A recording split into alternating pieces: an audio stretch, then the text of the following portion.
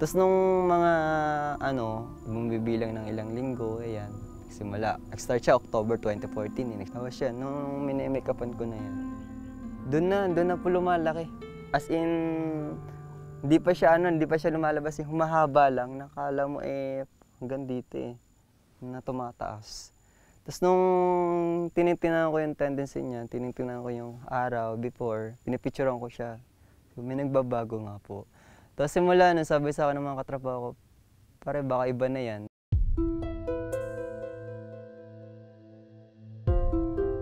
Sabi ng derma ni doktora, hindi ko naman po nakuha sa make-up o sa astringent. So baka, sabi ng doktora, baka may nakalagay sa mukha mo na yun ang naging cause. Ay di ko naman po inaamin na ako yung nagpa-implant, ay ako po yung natatakot. Gawa nga, baka ngayon na ngayon.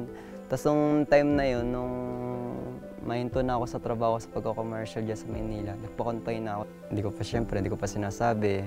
Binibigyan ako ni doktora ng mga gamot. So yung nangyari po na binibigay sa akin ni doktora ng gamot, doon na nangyari.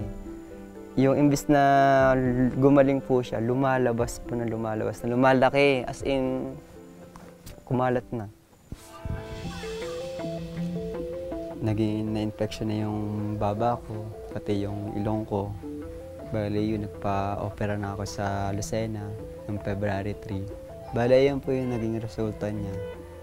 Magkatapos nung makaranas kong makapagtrabaho ng mga artista, makatapos kong makapag-audition, makapag-commercial. Kaso ito, naging resulta nung pangarap ko. Simula nung nagpatangos ako ng ilong, ito naging resulta. Malaking kawalan sa akin yung lalo na trabaho. Wala na po kasi. Babawasan na po yan. Bali ito po kasi, itong labing ito matigas na. Kung hihipuin nyo, kung hawakan nyo, wala na po siya. Hindi na siya may titiklop yan. Hindi ko na nga magawang sumipol Wala na. Bali yan. Kaso kailangan ko gumawa ulit ng paraan para patanggal to. Tapos after nun, antay na naman daw po ng buwan kasi hahanap pa si doktor ng ilalagay dito na silicone. Mahal daw po yun. Dalangito po. Dalangita. Bali nandito ako ngayon sa pwesto ng ate ko kung saan dito po yung paninda niya. Bali itong candy na to, ito yung sideline ko talaga pero ito kasi sa ate ko to. Bali ito lang yung paninda ko talaga. Front lang yan para kahit pa paano pag nagtitinda ako ng dalangita sa mga customer ko, may bumibili rin naman ng candy.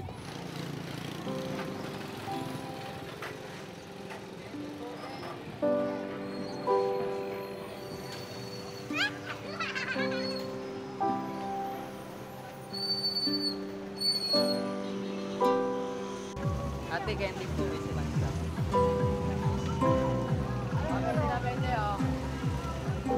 Kaya sabi ni doktor, kailangan maghanap ka ng tao na tutulong sa'yo na yung may bukas sila ng puso na makita yung kalagayan na may balik yung dati mo sigla.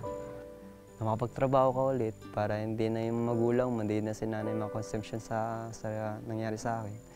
Kasi unahin mo na ni doktor to Tapos pangalawa ito, hanap ulit siya ng ilalagay dito.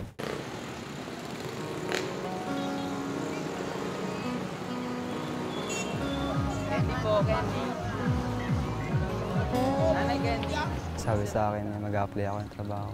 Hindi nakikita nila yung sugat sa mukha ko. Ay, pasensya na sir, hindi po kami tumatanggap na may pilat ang mukha. Kasi yung base kasi sa pinagtrabahoan ko, puro sales. Puro sa mga promodizer, ganyan. Nung nag-apply ako ng trabaho sa Maynila, dito din sa Calamba, hindi nung nag-apply ako, ayaw na lang akong tanggapin. Gawa nung nakabase sila sa itsura ko. Sariwa pa daw po yung sugat, kailangan ko daw po muna magpahinga. Te, basahan! 300!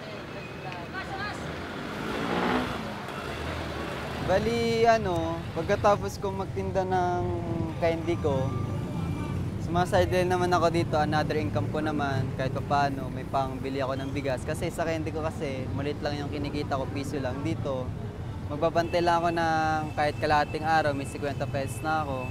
Kuya, bili na po kayo. Kuya, basahan. Basahan po. Kuya, bili ka na 300. Nanay, 300 lang. Bili na po ng bigas. Kuya, 300. Bili na po kayo.